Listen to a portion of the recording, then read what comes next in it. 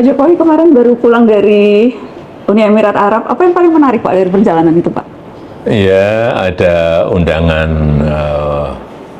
private meeting tertutup dengan kira-kira 26 pemimpin yang di situ kita berbicara mengenai robotic revolution, mengenai AI revolution, mengenai Life 2.0, saya kira sesuatu yang sangat menarik dan itu akan betul-betul akan merubah dunia.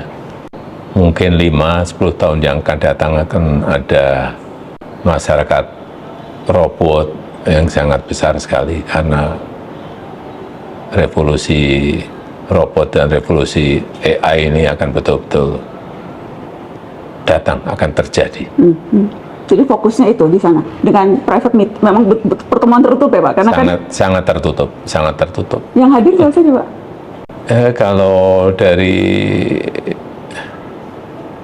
pemerintahan, mantan Perdana Menteri Australia ada Kevin Rudd, kemudian mantan Perdana Menteri Inggris Tony Blair, dan saya. Yang lain-lain pemimpin-pemimpin tech company yang banyak. Pak Jokowi memang sudah merasa betul-betul masuk masa pensiun atau masih ingin produktif Pak? Ya kalau produktif apapun kita ingin, masa hidup harus kita isi dengan produktivitas yang semaksimal mungkin. Harus produktif, hidup itu harus produktif. Dan itu yang berusaha Bapak lakukan sekarang? Ya, mungkin hal kecil-kecil tapi ingin saya lakukan. Masalahnya apa? Saya pada mau mampir ke Solo. Oh gitu ya. Mau apa mampir ke Solo? Beliau mau cawe-cawe. Bukan saya. Beliau. Cawe-cawe bahasa apa sih Pak? Bahasa Jawa. Artinya Ikut-ikutan, masih pengen ikut-ikutan. Obama, kemarin Obama, cawe-cawe lagi. apa biasa? Kemarin juga Warga negara yang bertanggung jawab. Saya mau juga cawe-cawe sama Pak. nggak saya kalau nggak Pak SBY boleh. Oh kalau itu Kalau saya nggak bekas panglima saya. Oke Pak, saya bikin Iya Pak. Kasih. Oh, kemarin itu kan sempat ramai ketika Bapak bertemu Pak Prabowo di resepsi pernikahan. Yang dibahas soal cawe-cawe. Karena kan ada tudingan, wah Presiden ke-7 nih masih ingin intervensi di pemerintahan saat ini. Sempat dibahas cawe-cawe juga dengan Pak Prabowo gitu Pak? Enggak, itu guyonan, malah guyonannya adalah Pak Prabowo ingin cawe-cawe ke saya di Solo gitu. Guyonan. Enggak lah, kalau saya melihat kepemimpinan Pak Presiden Prabowo ini sangat baik, dan juga kemarin juga tercermin di kinerja approval rating di 80,9, artinya dukungan masyarakat sangat baik, dukungan parlemen juga dari DPR juga sangat besar. Saya kira beliau pemimpin kita saat ini sangat baik. Kalau angka dari Bapak berapa untuk 3 bulan pertama pemerintahan Pak Prabowo? Kalau survei kan sekitar 80%. Sangat baik. Tidak perlu angka, tapi sangat baik. Sangat baik. Saya kira kita lihat dari kebijakan baik yang berkaitan dengan makan bergizi gratis, itu bagus, diterima rakyat. Saya melihat ini di tingkat rakyat, penerimaan di tingkat rakyat sangat bagus. Kemudian penghapusan hutang UMKM itu juga sangat bagus. Kemudian kebijakan-kebijakan yang lainnya saya kira diterima masyarakat sangat baik, sehingga approval ratingnya di 80,9. Bapak sering memberi masukan ke Pak Prabowo? Enggak, saya kan di Solo. Kalau ketemu ya berbicara ringan-ringan saja, enggak. Bapak menghindar disebut cawe-cawe atau karena memang Bapak merasa Enggak, tidak baiklah saya kira nanti dikatakan intervensi atau dikatakan cawe-cawe. Saya kira dia pemimpin kita saat ini yang sangat baik. karena kan orang menganalisanya Pak, karena menteri-menteri datang ke sini duduk di meja ini, kemudian ada yang bertanya itu silaturahmi biasa apa silaturahmi politik ya? Ya silaturahmi biasa, ada yang kangen karena belum pernah ke rumah, karena juga udah 3 bulan nggak ketemu, ya ingin mengabarkan. Tapi tidak ada pembicaraan politik biasanya? Nggak ada. Nggak ada. Betul, nggak ada. Kalau Mas Gibran gimana Pak? Bapak memberi masukan juga ke Mas Gibran? Nggak pernah. Mas Gibrannya juga tidak pernah meminta masukan? Sama sekali. Itu tipikal Mas Wapres kan seperti itu. Menilai kinerjanya juga sangat baik, seperti Pak Jokowi melihat Pak Prabowo sangat baik?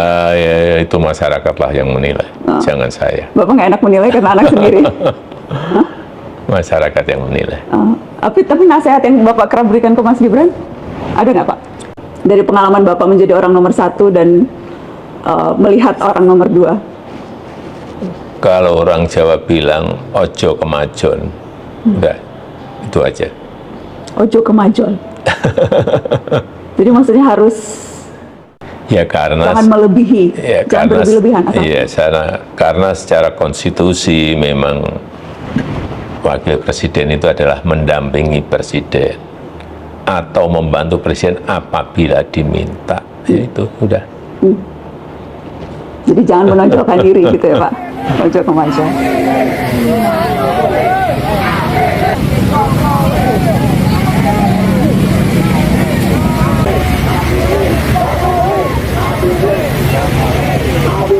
Polda Jawa Timur. Pak Jokowi, belakangan ini kan ada suara-suara adili Jokowi. Muncul di tembok-tembok, kemudian ada demo di beberapa kota. Kemarin ada konvoi juga di Solo, suaranya seperti itu, adili Jokowi.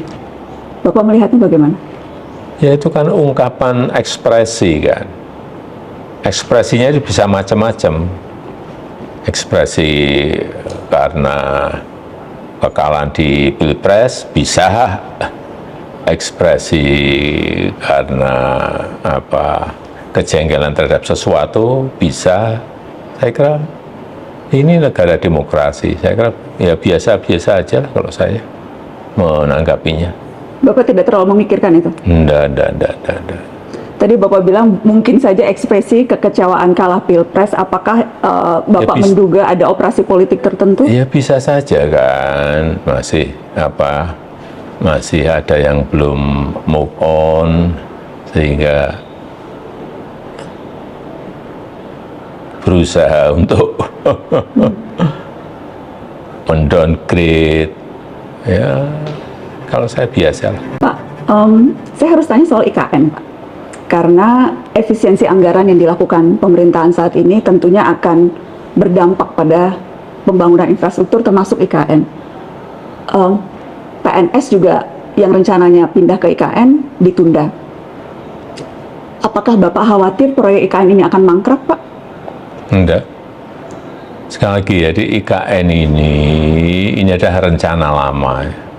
Rencana lama dari Presiden pertama kita, Insinyur Soekarno. Kemudian kita eksekusi. Dan memang kalau kita melihat secara makroekonomi, PDB ekonomi kita itu 58% itu berputar di Jawa. Padahal kita memiliki 17.000 pulau. Tapi 58% PDB ekonomi itu berputar di Pulau Jawa. Yang kedua, 56% penduduk Indonesia itu ada di Pulau Jawa. Sehingga magnetnya itu semuanya ada di Jawa. Dan saya kira daya dukung Pulau Jawa kalau kita terus-teruskan tidak akan mampu. Karena semua magnetnya akan ketarik ke sini. Yang pertama. Yang kedua, memang kita ingin merancang sebuah ibu kota politik di luar Jakarta. Kalau di Amerika ada New York, ada Washington DC, di mana Australia ada Sydney, ada Canberra. Kenapa kita tidak merancang itu? Bahwa sekarang terlihat tidak berjalan sesuai dengan target, karena ada banyak target-target yang tidak terlampaui. Itu pertanyaannya, Bapak tidak melihat ini potensi mangkraknya besar? Oh, enggak. Sekali lagi, IKN ini adalah proyek jangka panjang. Bisa 10 tahun, bisa 15 tahun, bisa 20 tahun. Ini ibu kota yang pindah.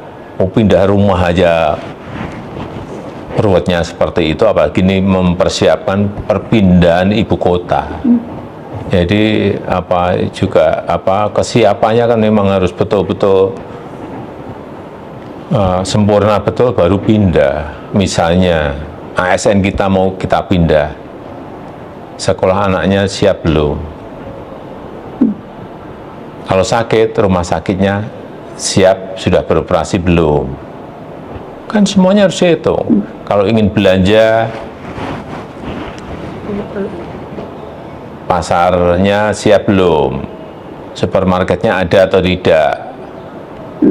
Kan semuanya harus disiapkan semuanya, tidak semudah itu. Jadi Bapak memahami kalau memang sekarang targetnya banyak penyesuaian-penyesuaian termasuk karena efisiensi anggaran yang Sekali dilakukan lagi, pemerintah. ini pindah ibu kota.